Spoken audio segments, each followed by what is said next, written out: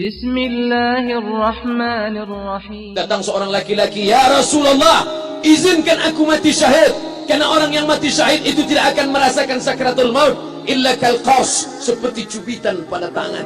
Izinkan aku mati syahid, karena kalau aku mati syahid tidak akan ada azab kubur. Izinkan aku mati syahid, karena kalau aku mati syahid tidak akan ada hisab, langsung masuk surga." Nabi bertanya, "Alaka min ummin, ibumu masih hidup? Ibumu ada di rumah?" "Ya." "Ilzam rijlaiha fatammal jannah." Urus tapak kakinya, akan kau dapati surga di sana. Haji Halim sedang menunjukkan begini cara sayang kepada ibu.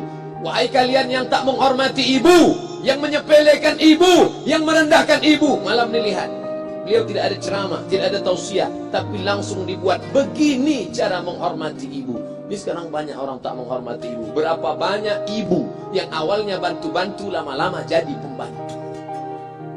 Dulu dia tidak tarawih, kenapa? Karena kita menangis merengek di rumah. Sekarang di hari tuanya dia tidak tarawih juga. Kenapa? Dia menjaga cucunya. Berapa banyak itu terjadi? Jangan sampai. Dia tidak pernah menolak cucunya, dia sayang. Tapi kita yang berpikir, berapa kali dia tidak jadi sholat duha karena kita kencing di kaitnya. Berapa kali dia tidak tarawih karena kita menangis merengek sampai subuh datang. Berapa kali dia tidak iktikaf karena kita, andai dia masih hidup hari ini, datang, belikan pakaian yang paling dia suka, belikan perhiasan kalau ada. Andai tidak cium tangannya, tapi yang sudah meninggal dunia, jangan lupa kau doakan, Rabbil firli wali walidayya warhamhuma kama rabbayani shaghira. Berdoa pun kau tak mau, apalagi yang akan kau bawa menghadap Allah SWT. Meregang nyawa dia melahirkan engkau. 9 bulan 10 hari kau menumpang di perutnya. 2 tahun kau menyusu, melahirkan, menetes darahnya dalam badanmu. Andai kau gendong dia dari Palembang, jangan sebut Palembang lah bos, dari Pekanbaru dia, kau gendong dia sampai ke Makkah, kembali lagi, belum tentu dapat menebus satu teriakannya saat melahirkan. Lalu apa yang bisa kau lakukan? Datang seorang ibu pergi ke tempat servis HP. "Nak, tolong anak lihatkan HP saya, rusak kayaknya." Dia periksa, ini nggak rusak bu. Terus, memang anak ibu nggak nelpon. Kenapa kau tidak telepon? Datang dia ke rumah anaknya. "Nak, ibu nggak ada uang mau buka puasa, bisa minjam 100.000? Apa kata si anak? "Sebentar ya ma, aku tanya istriku dulu." "Ini Ustaz dapat dari mana?" "Ada yang kirim WA bro." Jadikan ibumu seperti raja, maka rezekimu akan diberikan Allah seperti rezeki raja-raja. Bukan hadis, dapat dari grup WA. Ini ibu minta terus sholat tarawih, tapi sang anak sudah tidak bisa. "Aku mau hentikan saja sholat tarawih ini, karena mau buat tenda ini tidak bisa. Tiangnya bambu, sudah bocor. Kita stop saja sholat tarawih bersama ini." Apa kata si ibu? "Buatlah sholat tarawih terus, nanti Allah akan berikan engkau gedung yang besar. Dengan gedung besar itu kau akan tetap sholat tarawih." Mana gedung besar itu? Inilah dia gedung besar. Langsung dikabulkan Allah Subhanahu wa taala. Karena setelah Allah langsung orang tua. "Wa qadara rabbuka alla ta'budu illa iyyah." Allah sudah wajibkan engkau menyembah Allah. Setelah Allah, "Wa bil walidaini ihsana." Kedua orang tua. Jangan kau lawan ibumu.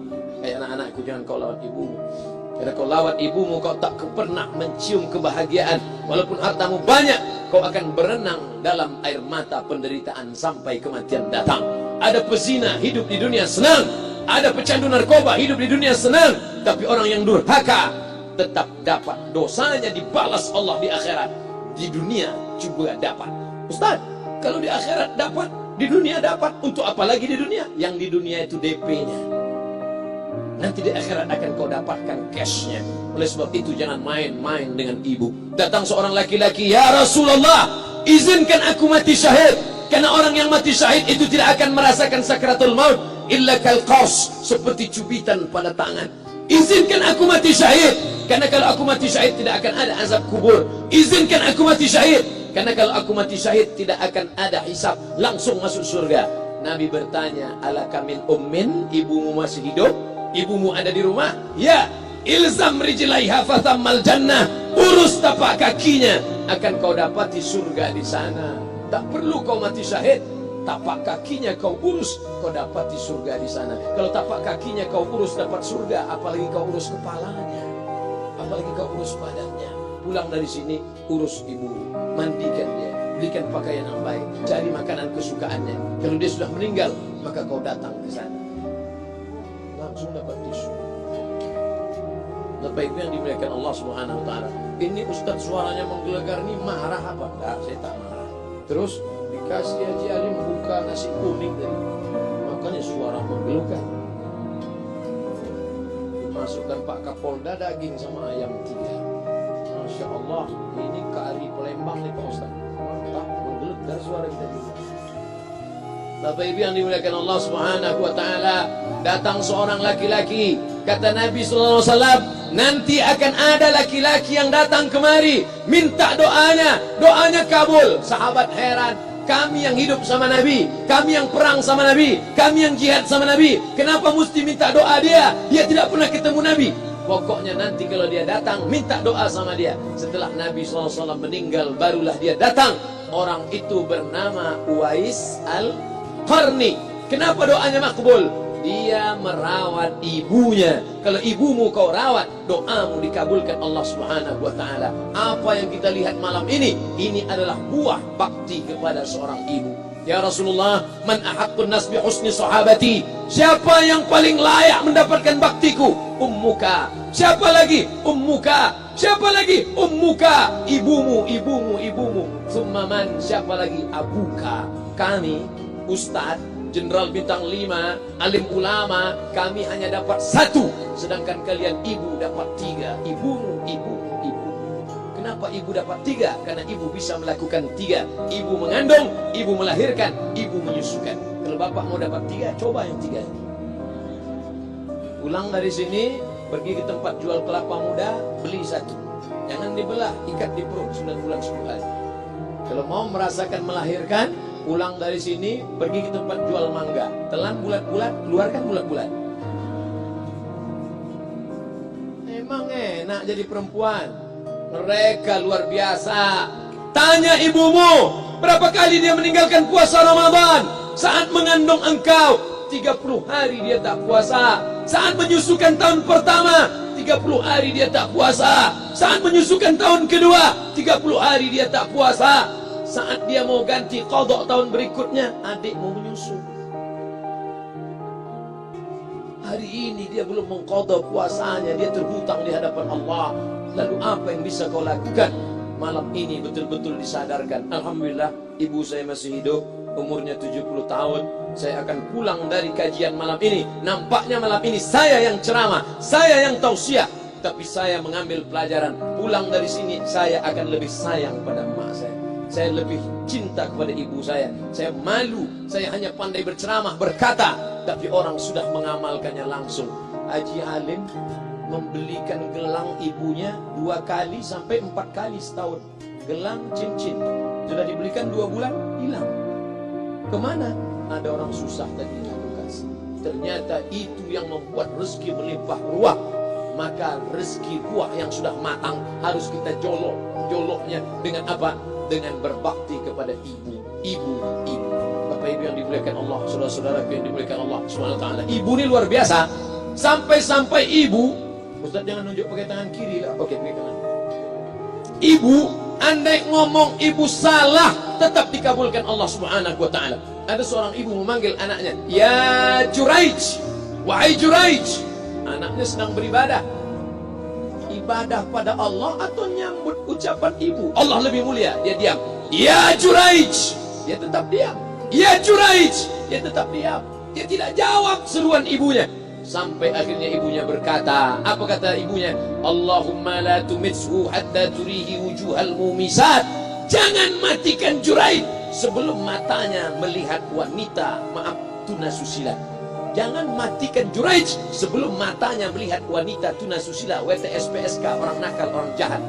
Tidak mungkin ahli ibadah matanya melihat orang jahat. Tapi takdir berkata lain. Tak lama setelah ucapan sang ibu, ada seorang WTS PSK hamil, tidak diketahui suaminya, ditangkap, ditanya, siapa yang menghamilimu? Apa kata si perempuan? Yang menghamiliku adalah Juraij.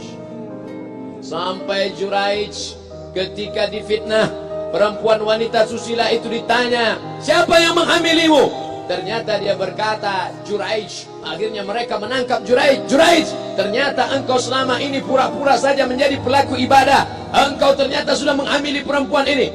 Mereka menghancurkan tempat ibadah Juraij. Tapi kemudian Juraij sabar. Dia katakan, nanti tunggu anak itu lahir, kalian baru tahu. Setelah tak lama anak itu pun lahir. Dan mereka bertanya kepada anak kecil yang belum bisa bicara, ya gulam, wahai anak kecil, man abuka? Who is your father? Siapa bapakmu? Hai anak kecil, siapa bapakmu? Juraij menusuk pusar anak itu dengan telunjuknya. Dia mau tunjukkan kepada orang ramai bahwa dia tidak salah, dia tidak berzina, dia tidak melakukan perbuatan dosa. Ya gulam, hai anak kecil, man abuka? Siapa bapakmu? Apa kata anak kecil itu? Boy, sapi, boy penjaga sapi, pengembala sapi. Bapakku pengembala sapi. Barulah orang Yahudi tahu ternyata Ra'il Ghanam yang menghamili PSK perempuan jahat tadi adalah penggembala sapi. Lalu kenapa fitnah itu terjadi? Allah mengabulkan doa si ibu sebelum Juraij mati. Matanya pernah melihat wanita tuna susila. Oleh sebab itu ibu jangan sampai kalau marah sama anak memanggil anak dengan kata-kata yang tak baik. Setan, hantu. Kalaupun marah panggil dia, calon wali kota. Kalau marah betul, calon gubernur. Doa ibu dikabulkan Allah Subhanahu wa taala. Saya setahun setiap bulan Februari ceramah di Kuala Lumpur seminggu. Kuala Lumpur, Selangor, Sarawak, Kuching, kemudian Malaka, Ipoh, Negeri Sembilan. Ketika saya tausiah datang ibu-ibu makcik Malaysia. Assalamualaikum, waalaikumsalam. Ustaz Somad, ya. Saya nak jumpa dengan emak Ustaz. Loh, nak jumpa emak saya? Jumpa saya lah. Ustaz pasti dididik oleh seorang ibu. Saya ingin jumpa ibu Ustaz. Saya sangka dia mau jumpa saya. Ternyata ibu di tengah para habaib, diambil diri seorang profesor, dibalik diri seorang gubernur, wali kota, Kapolda. Di dalam diri mereka ini adalah orang-orang luar biasa, tapi dilahirkan oleh perempuan-perempuan yang super luar biasa. Betul? Mereka ini semua dibesarkan perempuan. Makanya ada ungkapan al-jannatu tahta aqdamil ummahat, surga di bawah telapak kaki ibu. Tapi ada yang mengatakan itu dulu Pak Ustaz, sekarang sudah berubah, surga di bawah telapak kaki babysitter. Karena banyak yang menitipkan anaknya kepada penitipan anak. Jangan Bu, walaupun kau wanita karir, tidak seberapa itu. Tidak dapat kau tebus kehilangan masa-masa manja mereka dengan pendidikan. Ini banyak ibu-ibu sekarang sudah tidak lagi mengurus anaknya.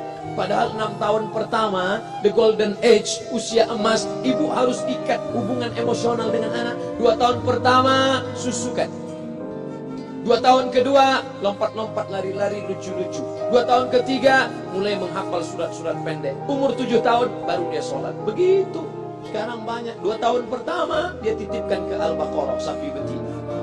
2 tahun kedua, dia titipkan ke PAUD dan UMR. 2 tahun ketiga, dia titipkan ke TK. Akhirnya anak putus kontak. Setelah anak remaja, baru ibunya nanya, Ustaz, kenapa anak saya lebih mau curhat sama pacarnya daripada sama saya? Karena anak sudah lost contact, putus hubungan dengan ibu. Itulah yang dulu dikejar dengan wanita karir. Pergi pagi pulang petang, peras keringat, banting tulang, tunggang langgang, lintang kukang. Tak dapat kau tebus dengan apapun. Oleh sebab itu, kalau kau sayang kepada mereka, besarkan mereka. Nanti setelah dia SMP, kau tetap bisa berkarir, tetap bisa apapun. Tapi usia emas ini tetap jaga mereka. Di balik anak-anak yang luar biasa, ada ibu yang luar biasa. Di mana letak ibu luar biasa itu? Inilah dia, ibu-ibu semua, insya Allah. Amin.